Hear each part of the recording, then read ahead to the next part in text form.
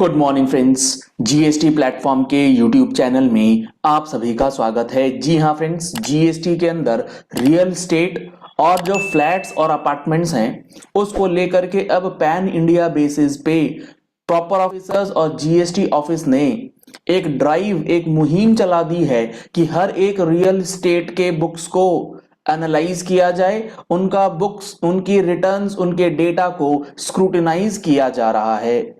तो आपको जीएसटी के अंदर जो रियल स्टेट ट्रांजैक्शंस है, यानी कि अगर आप फ्लैट्स बेच रहे हैं, फ्लैट्स खरीद रहे हैं, आप उस बिजनेस में इन्वॉल्व हैं, आपके क्लाइंट्स उस बिजनेस में इन्वॉल्व हैं, तो आप लोगों के लिए ये वीडियो बेहद इंपॉर्टेंट है। और इस सीरीज ऑफ वीडियो के अंदर हम लोग जीएसटी ऑन रियल स्टेट के बारे में डिस्कशन करेंगे। जुड़े रहिएगा इस वीडियो के एंड तक। आज हम लोग डिस्कस करने वाले हैं सबसे ज्यादा इंपॉर्टेंट इशू जो during the course of proceedings निकल के आ रहा है और जो क्वेश्चंस रेज किए जा रहे हैं प्रॉपर ऑफिसर्स के द्वारा कि आपने जो जीएसटी का रेट लगाया है फ्लैट्स बेचने के ऊपर वो गलत लगाया है। आपको सही जीएसटी का रेट जो है वो लगाना था और आपका डिमांड जो है वो कंफर्म किया जा रहा है। तो जीएसटी के अंदर किस प्रोजेक्ट पे, कितने फ्लैट्स पर, कौन सी कैटेगरी पर क्या जीएसटी का रेट है, बहुत ही सिंपल टर्म में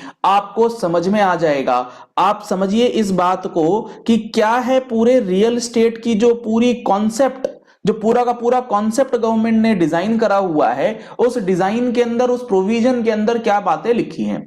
अगर आपको रियल स्टेट के अंदर मास्टरी करनी है ना कि आप किस तरीके से रियल एस्टेट के एक एक ट्रांजैक्शंस को डिटेल में समझ सकते हैं, तो आप उसके लिए हमारा जीएसटी का फुल कोर्स जरूर ज्वाइन कर लीजिएगा। उसके अंदर हम लोगों ने रियल एस्टेट के लिए स्पेशल कवरेज जो है वो वहां पर आपको बता करके दिया है, जिसमें RCM on real estate, time of supply in case of real estate, GST taxation on real estate, ये तीन महत्वपूर्ण बिंदु हैं जो आपको पता होने चाहिए, including JDA agreements.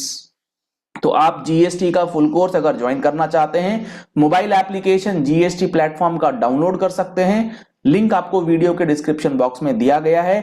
Play store पर भी हमारा एप्लीकेशन अवेलेबल है। और अगर आप फर्दर डिटेल्स जानना चाहते हैं तो कॉन्टैक्ट नंबर्स आपको स्क्रीन पर दिए गए, इन नंबर्स पे भी आप कॉल या व्हाट्सएप कर सकते हैं। अब यहां पर जब हम लोग बात करते हैं रियल एस्टेट की, तो आपको सबसे पहले यह समझना है कि रियल एस्टेट के अंदर प्रोजेक्ट जो है वो कितने कैटेगरी का हो सकता है। कोई भी आप रियल एस्टेट का काम उठा लीजिए, उसके अंदर दो प्रकार के प्रोजेक्ट हो सकते हैं। एक आपका प्रोजेक्ट हो सकता है जिसे हम कहेंगे रेसिडेंशियल प्रोजेक्ट, और दूसरा प्रोजेक्ट जो होगा उसे कहा जाता है कमर्शियल प्रोजेक्ट।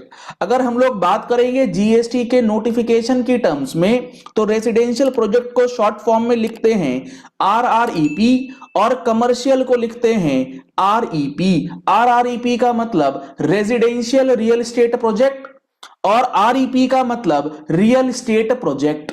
ये है जो नोटिफिकेशन के अंदर बातें लिखी गई हैं। और नोटिफिकेशन में और स्पेसिफिक अगर आप देखेंगे तो आरईपी अदर देन आरआरईपी वहां पर आपको लिखा मिलेगा। मतलब ये जो है कमर्शियल प्रोजेक्ट की बात यहां पर हो रही है। तो अब जो आपका रेसिडेंशियल और कमर्शियल प्रोजेक्ट दो कैटेगरीज में बांटा गया, इसको बांटने के पीछे का क्राइटेरिया क्या है। मान लीजिए आपका ये प्रोजेक्ट जो है वो 1 लाख स्क्वायर फीट का है, टोटल कारपेट एरिया जो है वो 1 लाख स्क्वायर फीट का है।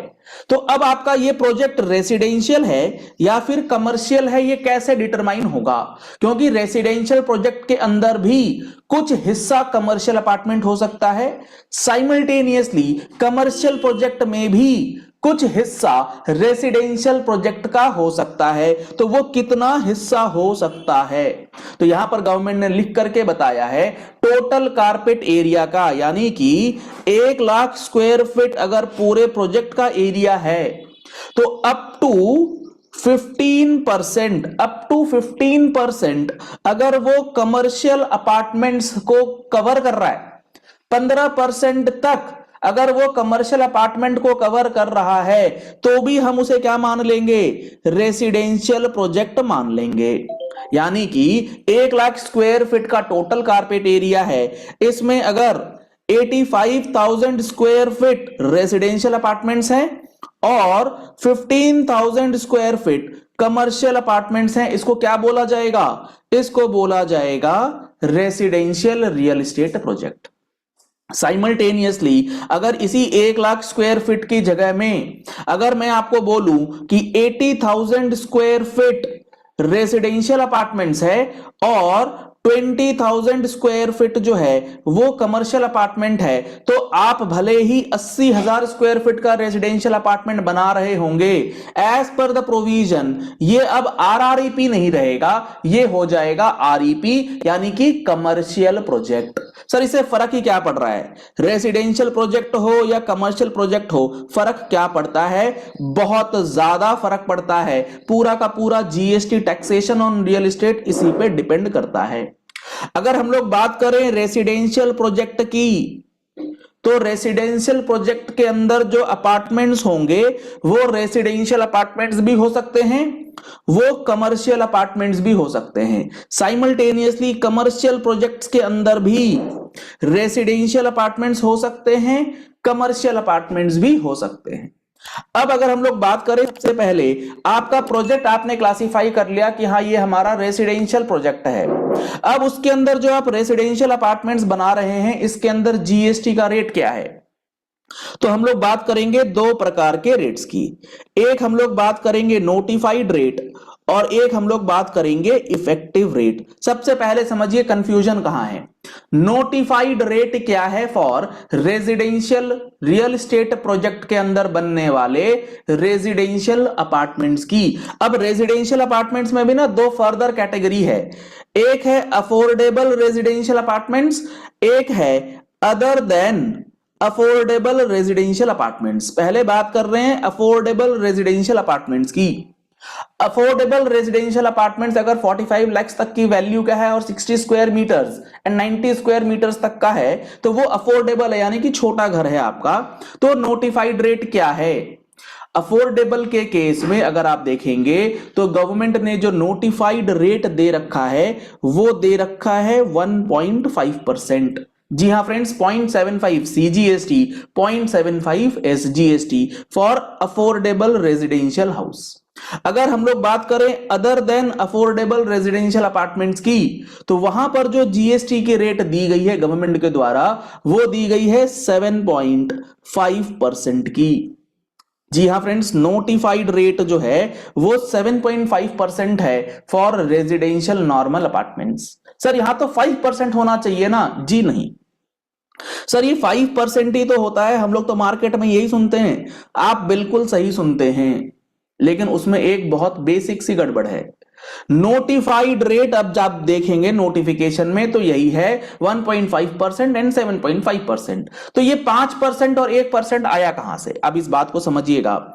जीएसटी के अंदर जो फ्लैट्स या कंस्ट्रक्शन सर्विसेज की वैल्यूएशन करी जाती है, मान लीजिए आप 1 करोड़ की वैल्यू में फ्लैट बेच रहे हैं, तो जीएसटी का जो सेक्शन 15 है वो कहता है वैल्यूएशन ऑफ रिकंस्ट्रक्शन सर्विसेज के लिए, क्योंकि जब आप फ्लैट बेच रहे हैं तो लैंड का हिस्सा भी जा रहा है, लैंड पे कोई जीएसटी नहीं है। तो गवर्नमेंट ने क्या कर रखा है, इस 1 करोड़ रुपए के ऊपर, इस 1 करोड़ रुपए के ऊपर ये बोल रखा है कि 1/3 वैल्यू जो है वो आप लेस कर दीजिए, यानी कि सिर्फ और सिर्फ 2/3 वैल्यू पे ही आपको जीएसटी जो है वो भरना है। गवर्नमेंट ने बोला है वैल्यू के ऊपर आपको 1/3 अबेटमेंट देंगे, वैल्यू का 2/3 जीएसटी में जाएगा। अब इन प्रैक्टिकल क्या होता है, वैल्यू को 1/3 ना करके यहां पर रेट को जो है ये कर दिया जाता है 1/3 अबेट करके 2/3। तो 1.5% का जब 2/3 निकालेंगे तो ये निकल जाएगा 1%, 7.5 का 2/3 जब निकालेंगे तो ये निकल जाएगा 5%। इसको कहा जाता है इफेक्टिव रेट। तो आपको ये डिफरेंस समझ में आना बेहद जरूरी है, नोटिफाइड रेट क्या होता है और नोटिफाइड के बाद इफेक्टिव रेट क्या होता है। तो आप 1% या 5% इस तरीके से अपनी रिटर्न्स के अंदर डिस्क्लोज करेंगे। हालांकि रिटर्न्स में 1.5% और 7.5% के हिसाब से जाना चाहिए, वैल्यूएशन 1/3 हो जाना चाहिए। ये तो बात हो गई हमारे पास रेजिडेंशियल प्रोजेक्ट के अंदर क्या बातें आपको ध्यान में रखनी है। सिमिलर कॉन्सेप्ट आपको अब रेजिडेंशियल रियल एस्टेट प्रोजेक्ट के अंदर कमर्शियल अपार्टमेंट्स में भी मिलेगा। अब कमर्शियल अपार्टमेंट्स में कोई अफोर्डेबल वाली कैटेगरी नहीं होती है, क्योंकि गवर्नमेंट का जो एक फोकस रहता है ना रियल एस्टेट को लेकर के कि हर किसी को घर जो है वो कम और सस्ते दामों में मिल जाए। अपार्टमेंट्स कमर्शियल वाले की बात नहीं होती वहां। तो कमर्शियल अपार्टमेंट्स के लिए भी गवर्नमेंट ने वही बातें बता रखी हैं कि आपका जो जीएसटी का रेट होगा वो होगा 7.5% नोटिफाइड रेट, लेकिन इफेक्टिव रेट जब आप देखेंगे तो वो हो जाएगा 5%। और अगर हम लोग अब बात करें कमर्शियल प्रोजेक्ट की, तो कमर्शियल प्रोजेक्ट के अंदर जो रेजिडेंशियल अपार्टमेंट्स हैं, रेजिडेंशियल अपार्टमेंट्स चाहे कमर्शियल में हो चाहे रेजिडेंशियल में हो, तो घर है तो घर ही रहने के लिए, तो यहां पर भी वही इफेक्टिव रेट 1% और 5% जो है वो आपको चार्ज करना है। इंपॉर्टेंट है कमर्शियल प्रोजेक्ट के अंदर कमर्शियल अपार्टमेंट्स, अगर कमर्शियल प्रोजेक्ट के अंदर कमर्शियल अपार्टमेंट्स हैं तो इस पे जो जीएसटी का रेट लगता है नोटिफाइड रेट वो दिया गया है 18%। जी हां फ्रेंड्स, यहां पर जो रेट है 18% है नोटिफाइड, और अगर हम लोग इफेक्टिव रेट बात करें तो 18% का 2/3 जब आप करेंगे तो ये आपका निकल के आ जाएगा 12%।